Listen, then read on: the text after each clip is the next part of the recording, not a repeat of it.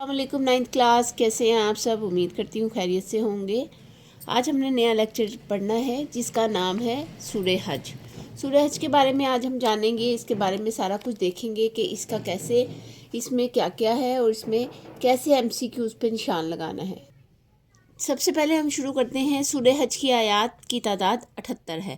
اب یہ جو ہے یہ MCQs ہے، ٹھیک ہے، یہ آپ نے نشان لگا لینا ہے کہ یہ MCQs ہے۔ آگے ہے تعارف سورہ حج، ایک منفرد سورہ حج کا تعارف لکھیں، ٹھیک ہے، یہ شارٹ کویسچن ہوگا، یہ آپ نے لکھنا ہے، ٹھیک ہے۔ آگے ہے سورہ حج ایک منفرد صورت ہے، اس کا کچھ حصہ مدنی ہے اور کچھ مکی۔ اس صورت کا نزول مکہ مکرمہ میں ہجرت سے پہلے ہو چکا تھا اور تکمیل ہجرت کے بعد مدینہ منورہ میں ہوئی۔ اس صورت میں بتایا گیا کہ حج حضرت ابراہیم کے زمانے میں کس طرح شروع ہوا اور اس کی بنیادی ارکان کیا ہیں، اس وجہ سے اس صورت کا نام سورہ حج رکھا گیا۔ وجہ تسمیہ کیا ہے؟ وجہ تسمیہ آپ لکھیں گے، وجہ تسمیہ اسی کو کہتے ہیں، یہاں سے لے کر یہاں تک، ٹھیک ہے۔ سورہ حج کا خلاصہ کیا ہے؟ یہ شارٹ کویسچن ہے، MCQs ہے، خلاصہ بھی ہے، شارٹ کویسچن بھی ہے اور MCQs بھی ہے۔ قیامت کے احوال، حج اور قربانی کا بیان اور جہاد کی اجازت ہے، ٹھیک ہے۔ یہ MCQs بھی بنے گا اور شارٹ کویسچن بھی بن جائے گا۔ آگے ہمارے پاس جو ہے وہ ہے مضامین۔ سورہ حج کے مضامین لکھیں سورہ حج کے مضامین لکھیں، ٹھیک ہے۔ سورہ حج کی ابتدا میں قیامت کا احوال ہے۔ قیامت کا احوال سورہ حج کی ابتدا میں کیا بیان کیا، کس صورت میں قیامت کا احوال بیان کیا گیا ہے؟ تو سورہ حج آئے گا جواب۔ قیامت کے دن منافقوں اور کافروں کے برے انجام اور مومنوں کے اچھے انجام کا ذکر ہے۔ پھر حج اور قربانی کے احکام کا بیان ہے۔ حج اور قربانی کی حقیقت سے آگاہ کیا گیا ہے، یہ آپ سارا اس میں ایڈ کریں گے۔ آگے ہے مشرکوں کے خلاف جہاد کی اجازت۔ اس کی جو ہیڈنگ بنے گی، ویسے عام طور پہ جب آپ اس کو لکھ رہے ہیں تو جہاد کی اجازت اس کی پہلے ہیڈنگ بنے گی، پھر یہ آگے سے لکھا جائے گا۔ آگے آپ اس کے لکھیں گے مشرکوں کے خلاف جہاد کی اجازت دی گئی ہے اور شرک سے منع کیا گیا ہے۔ جہاد کی اجازت کو مسلمانوں کے لیے خوشخبری قرار دیا گیا ہے، کیونکہ اب انہیں کافروں کے ظلم و ستم کے خلاف طاقت کا استعمال کرنے کو کہہ دیا گیا تھا۔ آنے والے حالات نے ثابت کیا کہ یہ اجازت واقعی ایک بڑی خوشخبری تھی۔ سورہ حج کے آخر میں تمام انسانوں کو ایمان لانے کی بھرپور دعوت دی گئی۔ اب یہ بھی ہیڈنگ ہے جو یہاں پہ ہے، یہ میں نے جو سرکل کیا ہے یہ ہیڈنگ ہے، دی گئی ہے۔ پھر بتایا گیا ہے کہ اللہ تعالیٰ نے فرشتوں انسانوں میں سے جس کو چاہا پیغام پہنچانے کے لیے منتخب فرمایا۔ ایمان والوں کو عمل صالح کرنے اور امت کی ذمہ داری ادا کرنے کا حکم دیا گیا، ٹھیک ہے۔ آگے کیا ہے؟ علمی اور عملی نکات ہیں، ٹھیک ہے۔ علمی اور عملی نکات میں کیا معلوم ہوتا ہے؟ سورہ حج کا مطالعے سے جو علمی اور عملی نکات معلوم ہوتے ہیں چند ہیں۔ قیامت کا دن نہایت سخت اور ہولناک ہوگا جو لوگوں کے ہوش اڑا دے گا۔ سورہ حج کی دوسری اور پہلی آیت ہے۔ قیامت کے دن کے بارے میں تو یہ بات واقعی ہی مشہور ہے۔ ظاہر ہے ہم جب بھی کوئی سخت چیز یا کوئی ہمارے پہ پریشانی ہوتی ہے یا کسی کے گھر ہم کوئی پریشانی دیکھتے ہیں تو ہم کہتے ہیں ان کے گھر قیامت سا ماحول تھا یا قیامت ہی ٹوٹ پڑی۔ شیطان کی پیروی کرنے والے دنیا میں گمراہی اور آخرت میں عذاب میں ہوں گے۔ یہ بھی بات ہمیں بچپن سے ہی پتہ ہے، جب کوئی بات ہوتی ہے تو ہم کہتے ہیں اس کو شیطان نے بہکا دیا یا اس طرح ہو گیا، اس میں شیطان کی ہی کوئی چال ہوگی۔ اس طرح سے بچوں کو ہم سمجھاتے ہیں۔ شرک کے لیے کوئی دلیل نہیں ہے، شرک کے لیے کوئی دلیل نہیں ہے، ٹھیک ہے، کوئی یعنی کہ دلیل نہیں ہے۔ شرک اتنا وہ نہیں ہے کہ اس کے لیے کوئی خاص دلیل رکھی جائے۔ اور اس کے بعد ہے منافقین اللہ تعالیٰ کی عبادت کنارے کنارے رہ کر کرتے ہیں اور دنیا کے فائدے پرخوش ہوتے ہیں اور نقصان پر دین سے دور ہو جاتے ہیں، ٹھیک ہے۔ ساری کائنات اللہ تعالیٰ کے حضور سجدہ ریز ہے، اللہ تعالیٰ ان کی مدد فرماتا ہے جو اللہ تعالیٰ کے دین کی مدد فرماتے ہیں۔ اب یہ جو ہے یہ سارا جو ہے آپ نے علمی اور عملی نکات یاد رکھنے ہیں۔ آگے چھوٹی سی ایک لائن لکھی ہے، خانہ کعبہ کا طواف حج کا ایک اہم رکن ہے۔ یہ MCQs ہے، ٹھیک ہے، اس کو آپ نے MCQs کی صورت میں یاد کرنا ہے۔ یہ ایک الگ سی چیز ہے لیکن یہ آپ نے یاد کرنا ہے۔ بعض اوقات ہم سوچتے ہیں کہ یہ آیا کہاں سے ہے، لیکن یہ اسی میں سے آیا ہوتا ہے۔ اب ہم پڑھیں گے ترجمہ۔ ترجمہ ہمارے پاس جو ہے وہ 65 سے لے کے 69 تک ہے، ٹھیک ہے۔ یہاں سے ہمارے پاس ترجمہ سٹارٹ ہوتا ہے۔ اس کا ہم پہلے با محاورہ ترجمہ کریں گے، لفظی کریں گے، پھر با محاورہ کریں گے۔ 65 سے سٹارٹ ہوتا ہے، علم کیا نہیں ترا تم نے دیکھا، نہ بے شک اللہ تعالیٰ سخارہ مسخر کر دیا لکم تمہارے لیے، ما فی الارضی ماں جو فی میں زمین ارضی زمین میں ہے، وہ فلکی اور کشتیاں تجری بہتی ہیں، فی البحری سمندر میں، بِأَمْرِهِ ہی اس کے حکم کے ساتھ، وَيَمْسِكْهُ اور وہ روکے ہوئے ہے آسمان کو، ان تقع یہ کہ نہ واقع ہو جائے، علی الارض زمین پر، الا باذنہ مگر اس کے حکم کے ساتھ، ان اللہ بے شک اللہ تعالیٰ بالناس لوگوں کے ساتھ، رؤوف نہایت شفقت فرمانے والا، رحیم رحم فرمانے والا ہے۔ یہ ہو گیا اس کا لفظی ترجمہ۔ اب اس کا بامحاورہ ترجمہ دیکھتے ہیں۔ بامحاورہ ترجمہ ہے، کیا تم نے نہیں دیکھا کہ اللہ نے تمہارے لیے مسخر کر دیا جو کچھ زمین میں ہے اور کشتیاں سمندر میں اسی کے حکم سے چلتی ہیں، اور وہی آسمان کو روکے ہوئے ہے کہ اس کے حکم کے بغیر زمین پر نہیں گر سکتا۔ یقیناً اللہ لوگوں پر بہت شفقت فرمانے والا ہے، نہایت رحم فرمانے والا ہے۔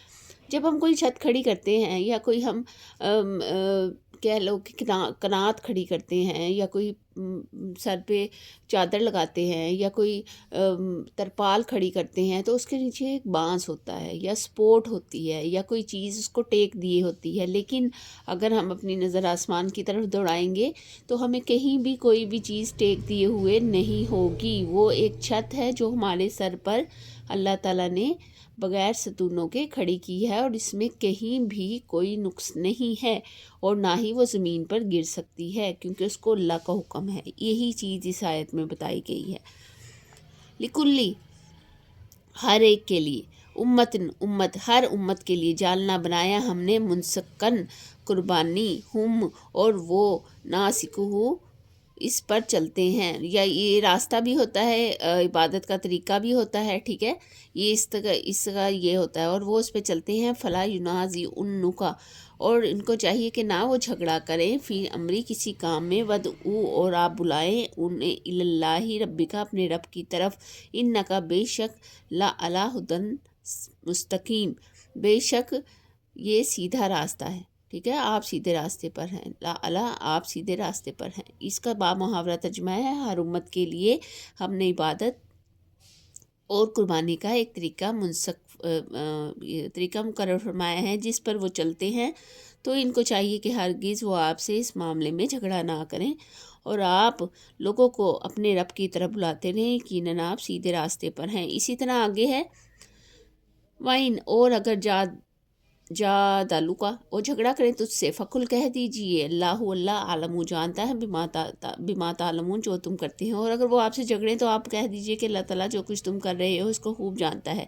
اللہ یحکم وہ حکم دیتا ہے، بینکم تمہارے درمیان، تمہارے بارے میں یا تمہارے فیصلوں کے بارے میں، یوم قیامتی قیامت کے دن فیصلہ فرمائے گا تمہارے درمیان، فیما اس چیز کے بارے میں جس میں تم جھگڑا کرتے تھے، کنتم تھے تم، فی ہی اس میں، تختلفون جھگڑتے، یعنی تم اس میں اختلاف کرتے تھے، اس کے بارے میں اللہ تعالیٰ قیامت کے دن فیصلہ فرمائے گا۔ نیچے بھی یہی لکھا ہے، اللہ تمہارے درمیان قیامت کے دن فیصلہ فرمائے گا جس چیز میں تم اختلاف کرتے تھے۔ تو یہ ہم نے بامحاورہ اور لفظی ترجمہ علم ترا سے لے کر یہاں تک مکمل پڑھ لیا ہے۔ اس میں ہمیں کوئی مسئلہ نہیں ہوگا، اگر ہم کہیں آپ کو سمجھ نہ آئے کسی لفظ کی، اس کو ریوائز کر کے دیکھ لیجیے گا، ٹھیک ہے۔ ہمارے پاس آگے ایکسرسائز ہے، جیسا کہ یہ ہم کر چکے ہیں۔ اس کے بعد الفاظ معنی ہیں۔ الفاظ معنی میں ہیں، یمسکو وہ روکے ہوئے ہے، یمشونا وہ چلتے ہیں، منسکن عبادت کا طریقہ۔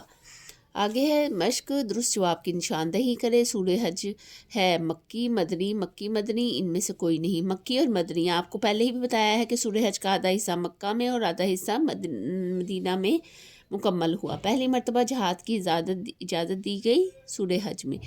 سورت کے شروع میں قیامت کے احوال کا بیان ہے سورہ حج میں، ٹھیک ہے۔ سورہ حج میں حکمرانوں کو تاکید کی گئی ہے نیکی کے حکم دینے کی، ٹھیک ہے۔ سورہ حج میں جہاد کی اجازت کس نے دی ہے؟ جہاد کی اجازت کس نے کہا ہے؟ کون سی صورت میں کہا گیا؟ جہاد کی اجازت کو مسلمانوں کے لیے قرار دیا گیا ہے، ذمہ داری کا حصہ، خوشخبری۔ جہاد کی اجازت کو مسلمانوں کے لیے خوشخبری قرار دیا گیا۔ مختصر جواب ہے سورہ حج کا یہ نام کیوں رکھا گیا۔ اب ہم یہ پہلے والی پیج پہ آ جاتے ہیں۔ وجہ تسمیہ جو میں نے بتائی تھی آپ کو، اس کو مطلب ہوتا ہے نام رکھنا۔ اس صورت میں بتایا گیا ہے کہ حج ابراہیم علیہ السلام کے زمانے میں کس طرح شروع ہوا اور اس کے بنیادی ارکان کیا ہیں، اسی وجہ سے اس کا نام سورہ حج رکھا گیا۔ یہ پہلے کا آنسر ہے۔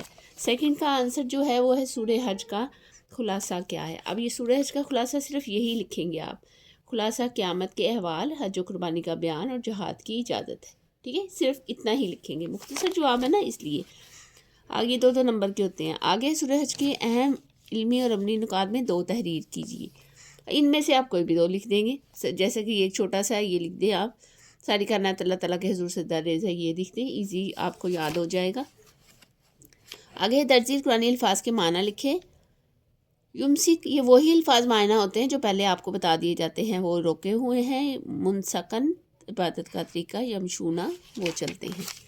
آگے ہمارے پاس با محاورہ جو آیات ہیں ان کا ترجمہ ہم کر لیتے ہیں، اور اکثر انہی آیات میں سے ترجمہ آپ کے پیپرز میں آتا ہے، اس لیے یہ آیات تو آپ کو مست یاد کرنی ہی کرنی ہے، اور یہ وہی آیات ہیں جو ہمیں ترجمے میں دی جاتی ہیں، ٹھیک ہے۔